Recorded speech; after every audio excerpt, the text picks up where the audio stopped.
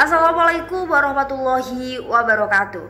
Saya Lian Elawati, mewakili kelompok akan mepresentasikan terkait analisis TikTok sebagai media baru dalam penggunaan digital marketing bisnis di Indonesia. Langsung saja kita mulai presentasinya. Di era digital saat ini terjadi banyak sekali perubahan dalam kehidupan manusia. Dengan adanya internet semakin memberikan kemudahan dalam menjalani kehidupan. Internet membantu menghubungkan dari yang jauh menjadi dekat melalui media sosial.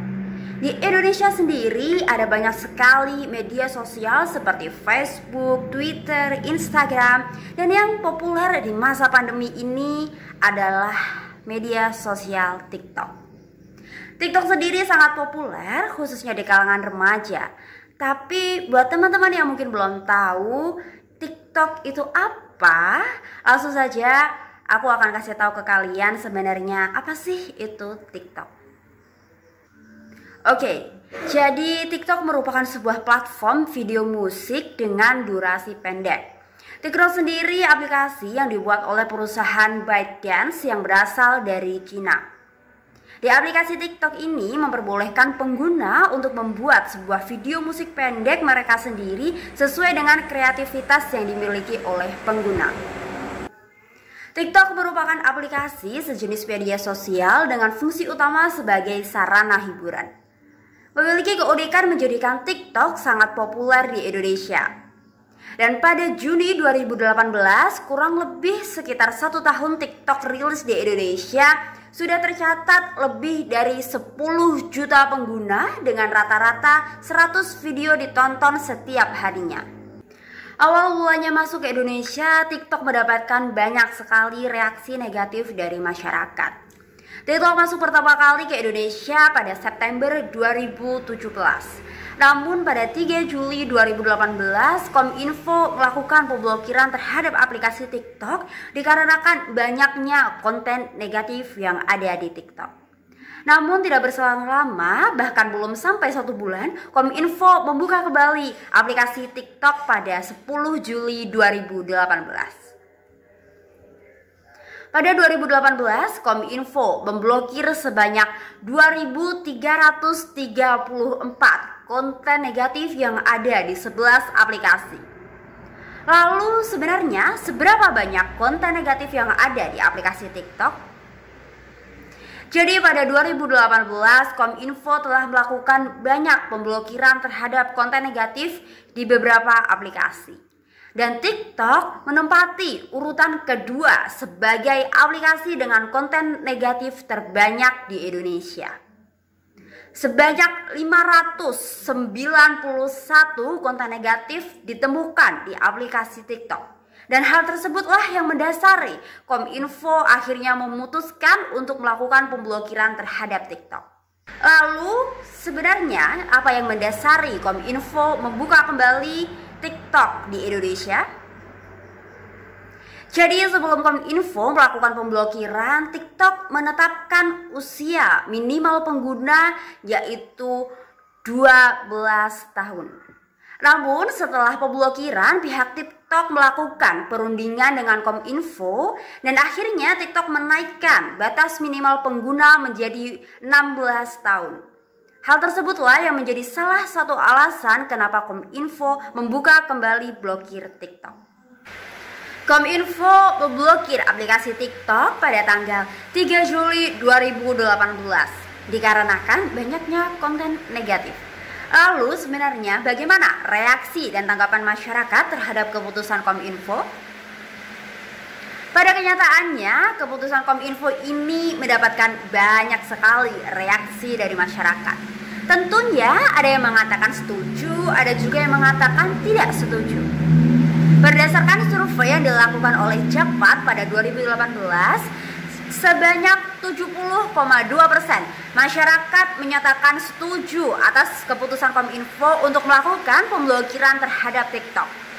Namun meskipun mayoritas menyatakan setuju, sebanyak 29,8% masyarakat menyatakan menolak keputusan Kominfo melakukan pemblokiran pada aplikasi TikTok. Masyarakat yang menolak ini menyatakan bahwa di aplikasi TikTok tidak hanya banyak konten negatif, tetapi banyak juga konten-konten positif yang menghibur. Aplikasi TikTok sendiri juga memicu dan memotivasi pengguna untuk berpikir secara kreatif menciptakan konten yang menarik. Setelah blokir TikTok dicabut oleh Kominfo, aplikasi TikTok mulai bergeliat kembali dan menjadi salah satu media sosial yang paling banyak digunakan di seluruh dunia. Pada masa pandemi COVID-19, orang-orang hanya bisa berdiam diri di rumah sepanjang hari dan tentunya hal tersebut sangat membosankan dikarenakan tidak adanya hiburan. Hal tersebutlah yang menjadikan TikTok semakin populer di masa pandemi. Bahkan pada tanggal 30 Juni 2020 tercatat sebanyak 30,7 juta pengguna baru yang mengunduh aplikasi TikTok di Indonesia. Dan sampai detik ini TikTok telah diunduh oleh 100 juta lebih pengguna di seluruh dunia. Pengguna TikTok sendiri didominasi oleh usia pra-remaja, remaja, dan dewasa muda, di mana usia tersebut menjadi target market yang sangat potensial dikarenakan memiliki perilaku yang konsumtif dibandingkan usia yang lebih tua. Hal tersebutlah yang menjadikan TikTok sebagai media digital marketing baru di era pandemi COVID-19. Melihat begitu populernya TikTok sebagai media hiburan serta media digital marketing yang baru, sebenarnya apa kelebihan TikTok dibandingkan media lainnya sehingga sangat populer seperti saat ini? Berikut adalah kelebihan aplikasi TikTok. Yang pertama, konten lokal. Jadi meskipun TikTok telah mendunia dan banyak digunakan oleh pengguna di seluruh dunia, tetapi konten yang ada tetap memiliki ciri khas lokal sebuah negara.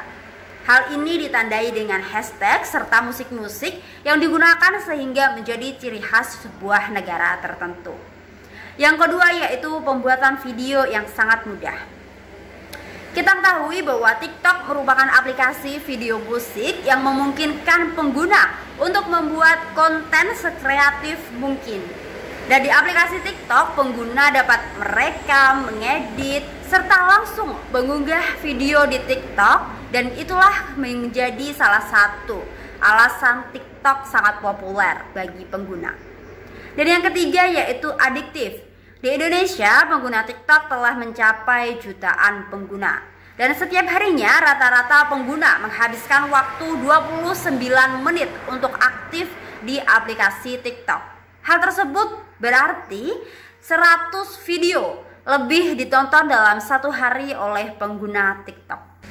Aplikasi TikTok memiliki fitur-fitur unggulan yang menjadi daya tarik tersendiri bagi penggunanya. Fitur yang pertama yaitu fitur pre-roll yang merupakan video iklan yang akan muncul ketika membuka aplikasi. Fitur kedua yaitu fitur TikTok Ads, merupakan fitur yang memungkinkan pengguna untuk mengatur iklan secara otomatis dalam pemilihan tempat dan waktu peletakan iklan. Tentu saja hal ini mendukung TikTok sebagai media digital marketing yang baru. Kemudian fitur yang ketiga yaitu fitur In-Feed Ads, merupakan autoplay full screen video yang akan muncul secara otomatis. Dan fitur keempat yaitu Promote Hashtag Challenge, menjadi salah satu kunci untuk mempromosikan challenge sehingga banyak pengguna lainnya yang mengikuti. Kemudian fitur yang kelima yaitu Branded Effect, filter efek khusus yang digunakan oleh pembuat konten dengan menampilkan informasi brand. Fitur ini tentunya sangat mendukung pelaku bisnis dalam melakukan promosi di aplikasi TikTok. Saya rasa cukup sekian.